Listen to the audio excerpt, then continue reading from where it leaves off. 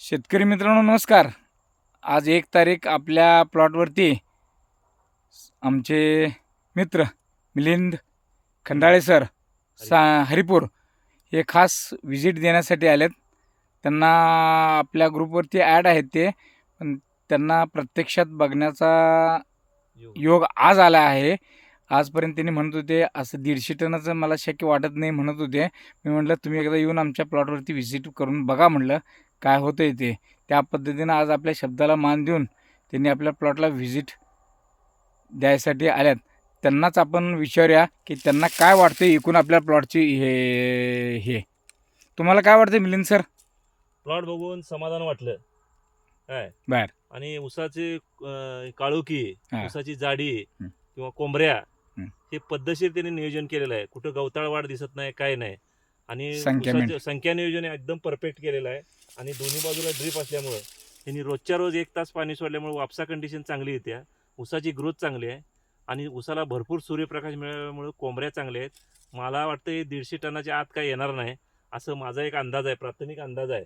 ऊस आम्ही शेवटपर्यंत बघून आलो, सगळ्या प्लॉटची पाहणी केली, पाला काढलेला आहे.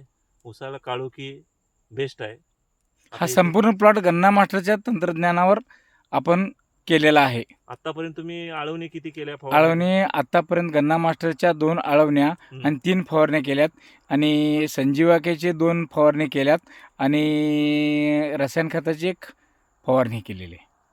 अजून कमीत कमी 4 फवारणी करणार आहे या प्लॉटला 150 टन. कारण संख्या ही सर्वसाधारण 50 ते 55 हजारच राहणार आहे आपल्या प्लॉटमध्ये. आणि ह्याला मास्टर रिकवर आणि मास्टर केनचा पण स्प्रे घेतला आहे गन्ना मास्टरचा. आता रसायन खत काय टाकलं? एकूण रसायन खत आम्ही ह्याला एक आतापर्यंत 6 महिन्याच्या ह्याच्यामध्ये तुम्ही रसायन खत किती वेळा टाकलं? 3 वेळा टाकले. 3 वेळा. म्हणजे सुरुवातीला झाल्यानंतर महिन्यानं सुरुवातीला बेसल डोस काय रोपं लावल्यामुळे बेसल डोस काय टाकलं नव्हतं. 23व्या दिवशी गन्ना मास्टरच्या तंत्रज्ञानाप्रमाणे अमोनियम सल्फेट, युरिया 9-24-24 आणि पॉलिसल्फेट हे खत शेणखतात मिक्स करून टाकलं तर. परत नंतर ड्रिपनं थोडी 19-19ची खतं सोडली ती. परत दुसरा बाळ भरणीच्या वेळेला पण 10-26-26 DAP असं हे कॅल्क्युलेशन म्हणजे एकूण NPK 200-100-100 कसं जाईल जमिनीमध्ये ह्या पद्धतीनं बॅलन्स केलेला आहे.